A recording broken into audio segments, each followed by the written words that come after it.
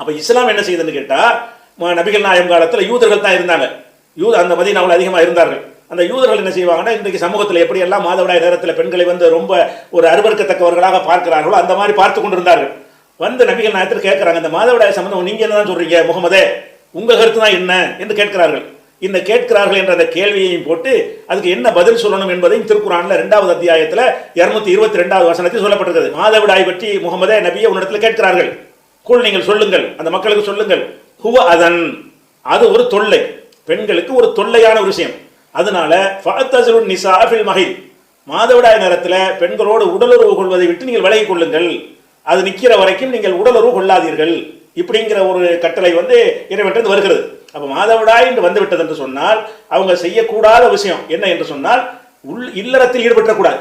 மற்றபடி அவங்களோட கட்டி அணைத்துக் கொள்வது, ஒன்றாக படுத்துக் கொள்வது, அவங்க சாப்பிட்டதை இவங்க சாப்பிடுவது, இவங்க சாப்பிட்டதை அவங்க சாப்பிடுவது, இந்த மாதிரி எல்லாம் நடந்து கொள்வதற்கு தடை செய்தான்னா தடை செய்யல.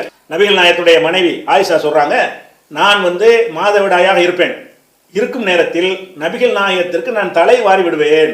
மாதவிடாய் பெண்கள் தொடக்கூடாது ஒதுக்கி வச்சிருக்காங்க. நபிகள் நாயகம் அவங்களுடைய மனைவி என்ன செய்யறாங்க, நபிகள் நாயகம் அவங்களுக்கு மாதவிடாய் ஏற்பட்டிருக்கும் பொழுது நான் நபிகள் நாயகத்துக்கு தலை வாரி விடுவேன், முடிய என்ன செய்வேன், சீர் பண்ணி விடுவேன். அப்ப மாதவிடாய் தொடாத, நீ தீட்டா இருக்கிற என்று நபி சொல்லவில்லை.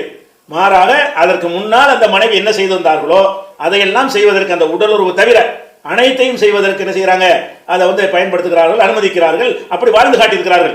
இது நபிகள் நாயகத்துடைய பொன்மொழி புகாரியில் 295வது ஹதீஸில் நீங்கள் பார்க்கலாம். அதை விட குர்ஆன் என்பது ஒரு புனிதமான ஒரு வேதம். இந்த வேதங்களை கூட அவங்க படிக்கலாமா என்று கேட்டால் எப்ப வேண்டாலும் வேதத்தை படிக்கலாம்.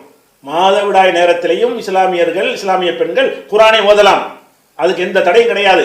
மாதவிடாய் நேரத்தில் ஆன்மீக அடிப்படையில் அவங்க செய்யக்கூடாத விஷயம் என்னன்னு கேட்டா, தொழுகக்கூடாது. தொழுகைக்கு அவங்க உடல் தூய்மையாக இருக்க வேண்டும். அந்த மாதவிடாய் வரும்போது, மாதவிடாயில் ஒருத்தர் ரத்தம் வடிஞ்சிக்கிட்டே இருந்தா என்ன செய்வான், தூய்மையற்ற நிலையில் இருக்கிறான். அந்த மாதிரி அவங்களுக்கு அந்த ஒரு இரத்த கசிவு வர்ற காரணத்தினால் அந்த நேரத்தில் நீங்கள் தொழுவாதீர்கள். ஒரு வாரம் 5 நாள் தொழுகாதீங்க, அந்த தொழுகை நீங்க திருப்பி தொழவும் தேவையில்லை. இந்த ஒரு விஷயத்தை அவங்களுக்கு இஸ்லாம் சொல்லுகிறது. தொழுவாதீங்கன்னு சொல்லுகிறது, அதுல ஒரு லாஜிக் இருக்கிறது. அதே மாதிரி நோன்பு வந்து விட்டா, ரமலான் மாதம் நோன்பு வந்து விட்டதுன்னு சொன்னா அந்த நாட்களில் நீங்க நோன்பு வைக்காதீங்க, அந்த நோன்பு வேற நாள் வைத்துக்கிறங்க என்று சொல்லுகிறது. அதே மாதிரி புனித ஹஜ் பயணத்துக்கு போனால் ஹஜ்ஜுடைய எல்லா காரியங்களையும் செய்யுங்க.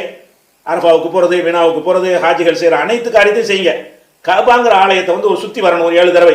அதை மட்டும் இந்த மாதவிடாய் நிக்கிற வரைக்கும் வெயிட் பண்ணிட்டு அப்புறமேல அதை செய்யுங்க.